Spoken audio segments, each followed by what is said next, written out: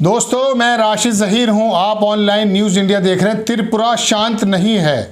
बांग्लादेश में जो हरकतें वहां पर अल्पसंख्यक यानी कि हिंदुओं के साथ हुई थी, उसका लगातार जो रिप्लाई है वो भारत की सीमा के अंदर त्रिपुरा और उन आसपास के एरियो में देखने को मिल रहा है। बड़ी बात फिर दोबारा हुई। हिंदूवादी संगठन सड़क पर उतरे, मस्जिदों को जलाया, कुछ मुसलमानों के यानी कि अल्पसंख्यक लोगों के घर भी जला दिए और ये लगातार हिंसा जारी है 1-1.5 हफ्ते से।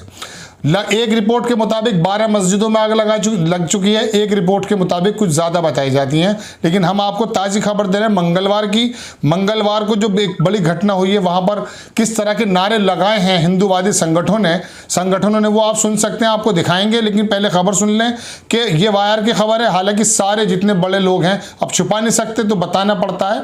वायर ने छापा है कि त्रिपुरा में विश्व हिंदू परिषद की रैली के दौरान मस्जिद में तोड़फोड़, दुकानों में आगजनी, पुलिस। ये आप टाइम भी देख सकते हैं, 12:50, 27 अक्टूबर की खबर। विश्व हिंदू परिषद ने बांग्लादेश में दुर्गा पूजा पंडालों में हाल में हुई हिंसा के विरोध में रैली का आयोजन किया था। पुलिस ने बताया कि उत्तर त्रिपुरा के पानी सागर उप संभाग के रोवा बाजार में कथित तौर पर अल्पसंख्यक समुदाय के 3 घरों और कुछ दुकानों में तोड़फोड़ की गई। इस संबंध में केस दर्ज कर लिया गया। संवेदनशील इलाकों में सुरक्षा बल तैनात कर दिए गए हैं। खबर पूरी सुन लीजिए। अगरतला उत्तर प्रदेश जिले के ये जगह ऊपर संभाग में मंगलवार शाम को विश्व हिंदू परिषद की एक रैली के दौरान चमटिल्ला के इलाके में एक मस्जिद में तोड़फोड़ की गई। ये फोटो आप देख सकते हैं, आपकी स्क्रीन पर है।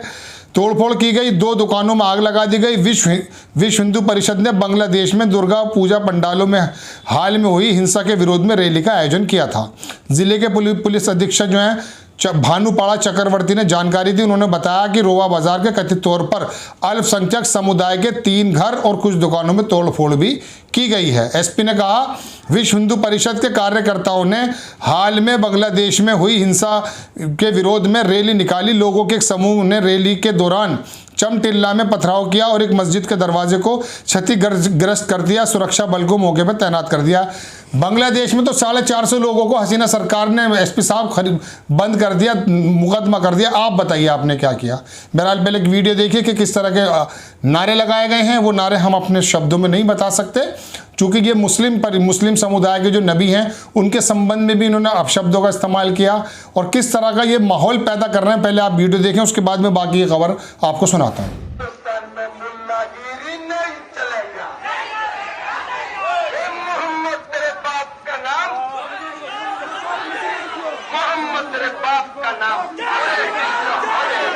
मोहम्मद तेरे बाप का नाम। त्रिपुरा में मुल्लागिरी नहीं चलेगा।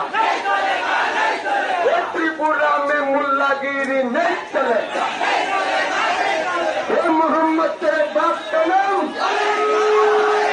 मोहम्मद तेरे बाप का नाम।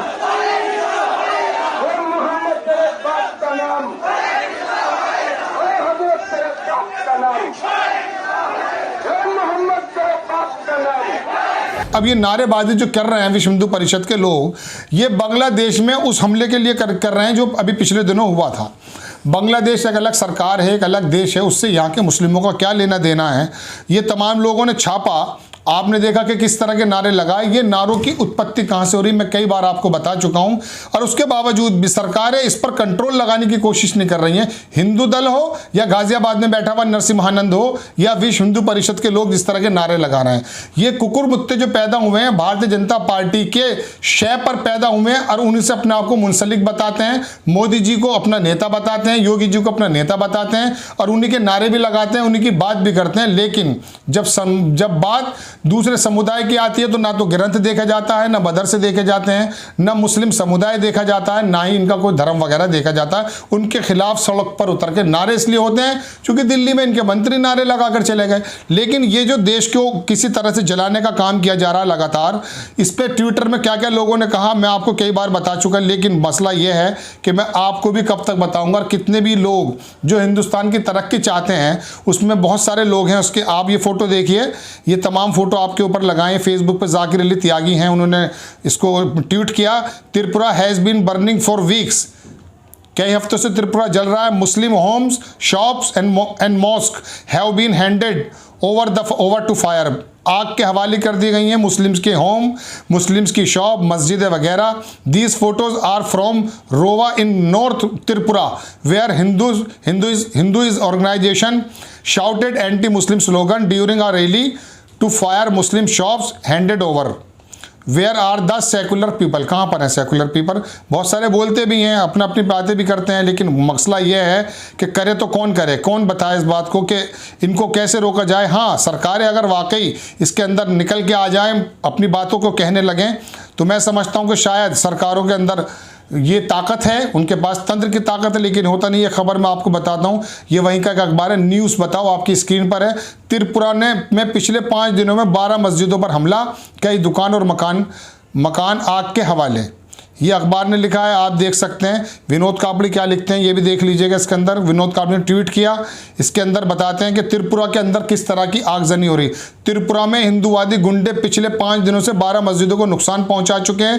ये देश के बहुत बड़े पत्रकार विनोद कापड़ी है। बीजेपी विप्लव की सरकार क्या कर रही है? इस देश में कानून और संविधान का कोई राज है क्या? देखिए, अभी तक सिर्फ ये खबरें हम आपको दे रहे हैं कि इस तरह से वहाँ मंदिर, वो हिंदू विश्व परिषद के लोगों ने इस तरह से कर दिया, इस तरह से कर दिया।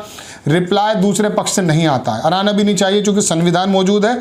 अगर उनके साथ भी बुरा हो रहा है तो कानून देखेगा, लेकिन कानून को चलाने वाले लोग कब ये शिकंजा कसेंगे? देखिए, लोग लिखते हैं कि असली आतंकवादी तो यही है, हाशिम खान है कोई, विदेशों में जाकर आतंकवाद खिलाफ लड़ने की बात करते हैं और अपने देश में एक इतनी बड़ी आतंकी संगठन तैयार कर दिया। क्या यही आतंकवाद के खिलाफ लड़ने की बात है? तालिबान का नारा जो लगाता है पूरा भारत और इसके नेता, वो इन बातों को देखकर क्या कहेंगे जब इन्हीं के अंदर इस तरह का जो आतंकी लोग पैदा हो गए, जो आतंक पैदा कर रहे हैं। हकीकत बात है, this is the Amit Shah home minister India failure है, और अब देश में मुस्लिम को देशद्रोही बताया जा रहा है। मेजॉरिटी के लोगों के दिमाग में जहर फैला दिया कि मुस्लिम इस देश के लिए नहीं है। समझे, ये कोई देसी ड्यूड हैं, वो लिखते हैं, उनके बारे में मैंने आपको बताया ये तमाम चीज़ें। ओम रस्तोगी क्या लिखते हैं? सर, ट्रीट मी मत आ जाना, ट्रीट आसाम को हिंदुओं को अपना जगह दिया है। अरे भाई, ये तो जहर फैला रहे हैं कोई साहब।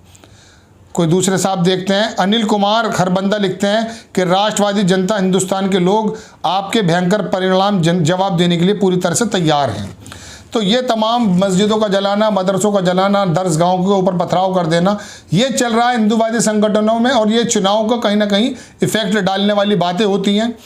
मैंने आपको कई बार कहा, मैं बताते बताते शायद थक गया, लेकिन सरकारों के कान पर जूं नहीं रेंगती और वो किसी तरह से ऐसे एक्शन नहीं उठाते कि ये दो समाजों के बीच में जो हंगामा हो रहा है, मस्जिदों को जलाया जा रहा है, मुसलमानों को भड़काया जा रहा है, अगर दूसरे लोग भी भड़क जाएंगे, जो कि नहीं भड़कने चाहिए कभी भी। देश के अंदर संविधान है, कानून है, उसके मुताबिक चलना चाहिए, लेकिन क्या हालत होगी उससे पहले ही सरकार को ये करना चाहिए कि दोनों समुदाय के अंदर मोहब्बत प्यार जो बना हुआ है, ये सिर्फ कुछ लोग हैं जो इस तरह की चुनाव आने के बाद इस तरह की चीज़ें उठाते हैं, उन पर कंट्रोल करना चाहिए। विप्लव देव की सरकार है, वो किस तरह के पहले बयान दे चुके हैं हम जानते हैं।